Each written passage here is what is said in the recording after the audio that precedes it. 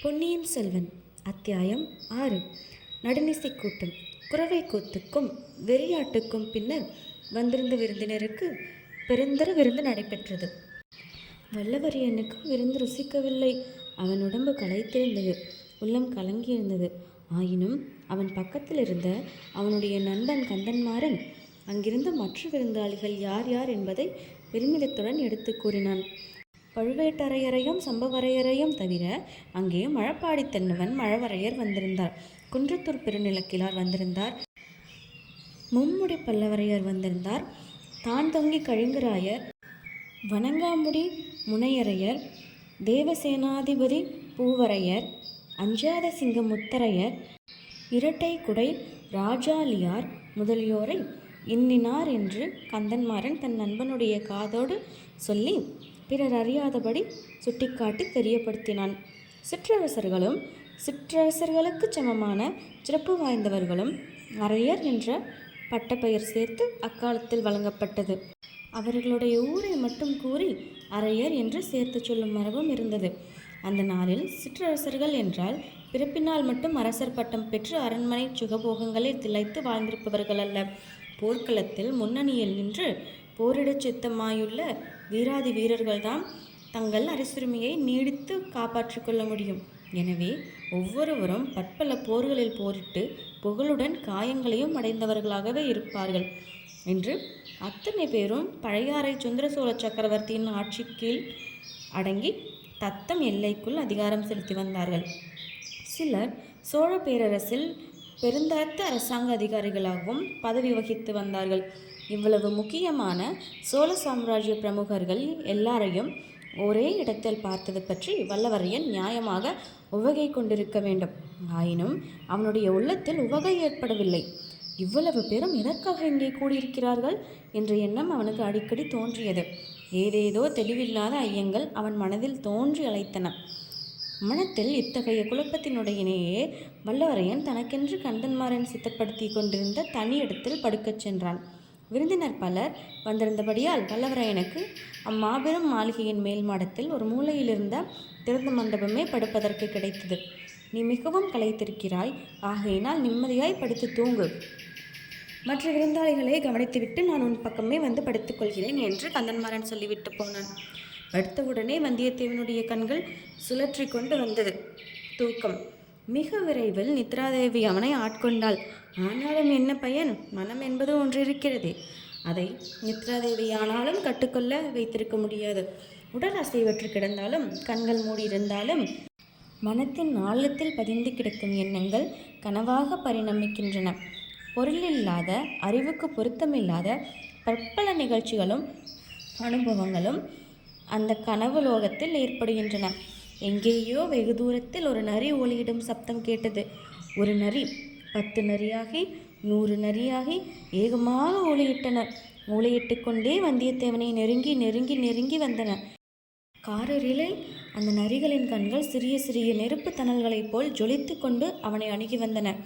மறுபக்கம் திரும்பி ஓட தப்பிக்கலாம் என்று வந்தியத்தேவன் பார்த்தான். அவன் பார்த்த மறுதிசையில் 10, 100, 1000 நாய்கள் அவனை பார்த்து குரைத்து கொண்டே வந்தன. 1000 நாய்களும் ஒரே மந்தையாக குரைத்து கொண்டு பாய்ந்து ஓடியது வந்ததை கண்ட வந்தியத்தேவன் வேட்டை நாய்களின் கண்கள் அனல் பொறிகளைப் போல் ஜொலித்தன என்று எண்ணினான். நரிகளுக்கும் வேட்டை நாய்களுக்கும் நடுவில் அகப்பட்டு கொண்டதால் தன்னுடைய கதி என்னவாகும் என்று எண்ணி வந்தியத்தேவன் நடுநடுங்கினான். நல்ல வேளை, எதிரே ஒரு கோவில் தெரிந்தது. ஓட்டமாக ஓடி திறந்திருந்த கோயிலிற்குள் புகுந்து வாசற்கதவையும் தாளிட்டான். திரும்பி பார்த்தால் அது காளி கோவில் என்று தெரிய வந்தது. அகோரமாக வாயை திறந்து கொண்டிருந்த காளிமாதேவியின் சிலைக்கு பின்னால் இருந்து பூசாரி ஒருவன் வெளிக்கிளம்பி வந்தான். அவன் கையில் ஒரு பயங்கரமான வெட்டறிவாள் இருந்தது. வந்தாயா, வா என்று சொல்லிக்கொண்டு பூசாரி அருகில் நெருங்கி நெருங்கி நெருங்கி வந்தான். நீ பிறந்த அரச குலத்தின் வரலாறு என்ன? எத்தனை ஆண்டுகளாக உன் குலத்தினர் அரசு புரிகின்றனர்? உண்மையைச் சொல் என்று பூசாரி கேட்டான். வானர் குலத்து வல்லவரையர் 300 ஆண்டுகள் அரசு புரிந்தவர். என் தந்தையின் காலத்தில் வைதும்பராயர்களால் அரசை இழந்தோம் என்றான் வந்தியத்தேவன். அப்படியானால் நீ தகுந்த பலி அல்ல, ஓடிப்போ என்றான் பூசாரி. திடீரென்று காளிமாதேவியின் இடத்தில் கண்ணம்பெருமான் காட்சியளித்தான். கண்ணன் சன்னதியில் 2 பெண்கள் கையில் பூமாலையுடன் ஆண்டாள் பாசுரம் பாடிக்கொண்டு வந்து நடனமாடினார்கள். இதை வல்லவரையன் பார்த்து பரவசமடைந்திருக்கையில் அவனுக்கு பின்புறத்தில் கண்டோம் கண்டோம் கண்டோம், கண்ணுக்கினிய காட்சியை கண்டோம் என்ற பாடலை கேட்டு திரும்பி பார்த்தான். பாடியவன் ஆழ்வார்க்கடியான் நம்பிதான். இல்லை, ஆழ்வார்க்கடியானுடைய தலை பாடியது. அந்த தலை மட்டும் பலிபீடத்தில் வைக்கப்பட்டிருந்தது. இந்த காட்சியை பார்க்க சகிக்காமல் வல்லவரையன் திரும்பினான். தூணில் முட்டிக்கொண்டான். கனவு கலைந்தது, கண்கள் திறந்தன. ஆனால் கனவையும் நனவையும் ஒன்றாய் பிணைத்திருந்த ஒரு காட்சியை அவன் காண நேர்ந்தது. அவன் படுத்திருந்த இடத்திற்கு நேர் எதிர்ப்புறத்தில் கடம்பூர் மாளிகை சுற்றுமதிலின் மேல் ஒரு தலை தெரிந்தது. அது அந்த ஆழ்வார்க்கடியான் நம்பியின் தலைதான். இந்த தடவையும் அது கனவல்ல, வெறும் பிரம்மையும் அல்லவென்பது நிச்சயம். ஏனெனில் எத்தனை நேரம் பார்த்தாலும் அந்த தலை அங்கேயே இருந்தது. அது வெறும் தலை மட்டுமல்ல, தலைக்கு பின்னாலே உடம்பும் இருக்கிறது என்பதை எளிதில் ஊகிக்கக்கூடியதாயிருந்தது. ஏனெனில் ஆழ்வார்க்கடியானுடைய கைகள் அந்த மதிலின் ஓரத்தில் விளிம்பை பிடித்து கொண்டிருந்தன. அதோடு அவன் வெகு கவனமாக மதிலுக்கு கீழே உட்புறத்தை நோக்கி கொண்டிருந்தான். அவன் அவ்வளவு கவனமாக அங்கே என்னத்தை பார்க்கிறான்? இதில் ஏதோ வஞ்சச்சூழ்ச்சி இருக்க வேண்டும்.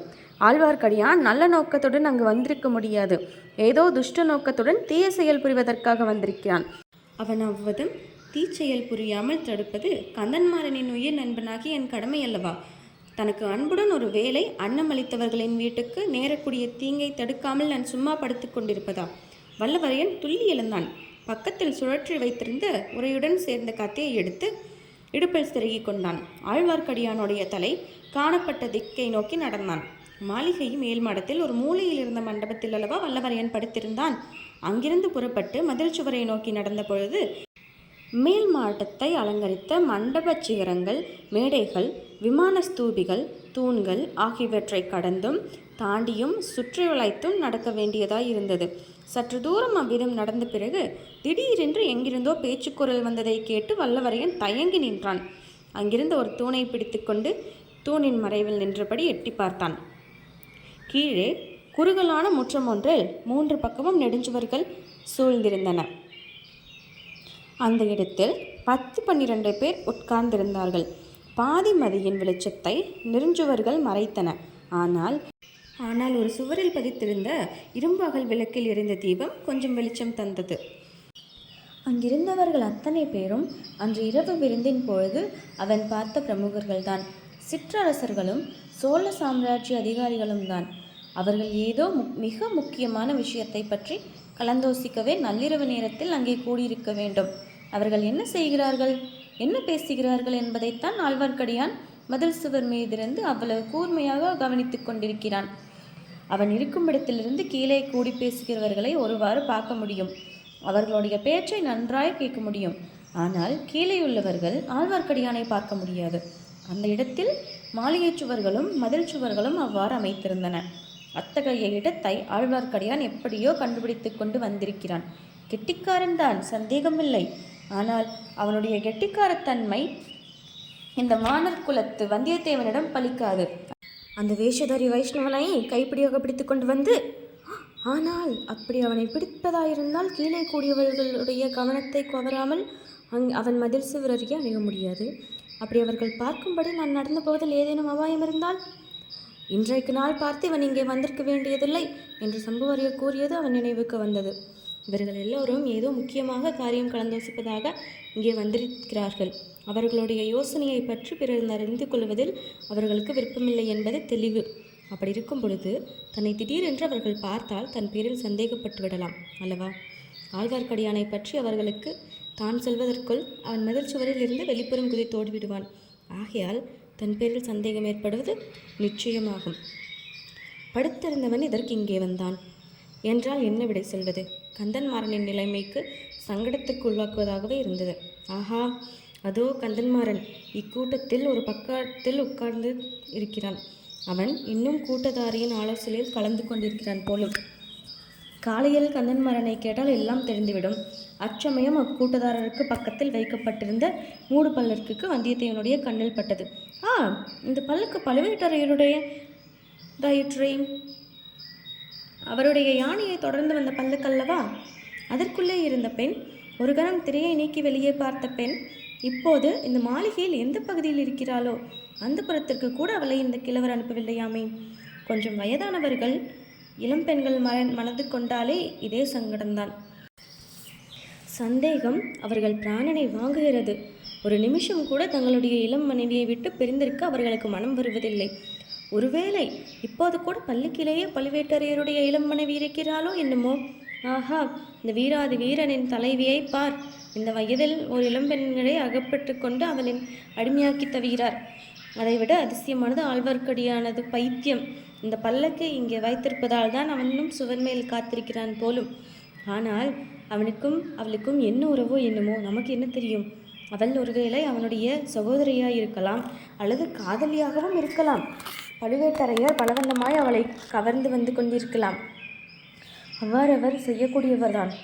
அதனால் அவளை பார்த்து பேச ஒரு சந்தர்ப்பத்தை ஆழ்வார்க்கடியான் எதிர்பார்த்து இப்படியெல்லாம் அழைகிறான் போலும். அதை பற்றி நமக்கு என்ன வந்தது? பேசாமல் போய் படுத்து தூங்குவோம். இப்படி அந்த இளைஞன் முடிவு செய்த சமயத்தில் கீழே நடந்த பேச்சில் தன்னுடைய பெயர் அடிபடுவதை கேட்டான். உடனே சற்று கூர்ந்து கவனிக்க தொடங்கினான். உம்முடைய குமாரனுடைய சிநேகிதன் என்று ஒரு பிள்ளை வந்திருந்தானே, அவன் எங்கே படுத்திருக்கிறான்? நம்முடைய பேச்சு எதுவும் அவனுடைய காதில் விழக்கூடாது. அவன் ஆதித்த கரிகாலனின் கீழ் பணி செய்யுமாள் என்பது நினைவிருக்க வேண்டும். நம்முடைய திட்டம் உறுதி பெற்று நிறைவேறும் காலம் வருவதற்குள் வேறு யாருக்கும் இதை பற்றி தெரியக்கூடாது. அந்த பிள்ளைக்கு ஏதாவது கொஞ்சம் தகவல் தெரிந்துவிட்டால், சந்தேகம் இருந்தால் கூட அவன் இந்த கோட்டையிலிருந்து வெளியே அனுப்பக்கூடாது. ஒரே அடியாக அவனை வேலையை தீர்த்து விட வேண்டியதுதான் உசித்தமாய் இருக்கும். இதை கேட்ட வந்தியத்தேவனுக்கு எப்படி இருந்திருக்கும் என்று நேயர்களை ஊகித்துக் கொள்வோம். ஆனால் அந்த இடத்தை விட்டு அவன் நகரவில்லை. அவர்களுடைய பேச்சை முழுவதும் கேட்டுவிடுவது என்று உறுதி செய்து கொண்டான். அச்சமயம் கந்தன்மாறன் தன் சிநேகிதனுக்கு பரிந்து பேசியது வல்லவரையனின் காதில் விழுந்தது. மேல் மாடத்து மூல மண்டபத்திலே வந்தியத்தேவன் படித்து நிம்மதியாக தூங்கிக் கொண்டிருக்கிறான். அந்த கூட்டத்தின் பேச்சு அவன் காதில் விழப்போவதில்லை. தனக்கு சம்பந்தமில்லாத காரியத்தில் நாம் தலையிடுகிறவனும் அல்ல. அப்படியே அவன் ஏதாவது தெரிந்து கொண்டாலும் அதனால் உங்கள் யோசனைக்கு பாதகம் ஒன்றும் நேராது. அதற்கு நான் பொறுப்பு என்றான் கந்தன்மாறன். உனக்கு அவனிடம் அவ்வளவு நம்பிக்கை இருப்பது குறித்து எனக்கும் மகிழ்ச்சிதான். ஆனால் எங்களில் யாருக்கும் அவனை முன்பின் தெரியாது. ஆகையினால் தான் எச்சரிக்கை செய்தோம். நாம் இப்போது பேசப்போகிறதோ ஒரு பெரிய சாம்ராஜ்யத்தின் உரிமை பற்றிய விஷயம். அஜாக்கிரதை காரணமாக ஒரு வார்த்தை வெளியில் சென்றாலும் அதனால் பயங்கரமான விபரீதங்கள் ஏற்படலாம். இது உங்கள் எல்லாருக்குமே நினைவில் இருக்க வேண்டும் என்றார் பழுவேட்டரையர். வல்லவரையனின் பயணம் தொடரும்.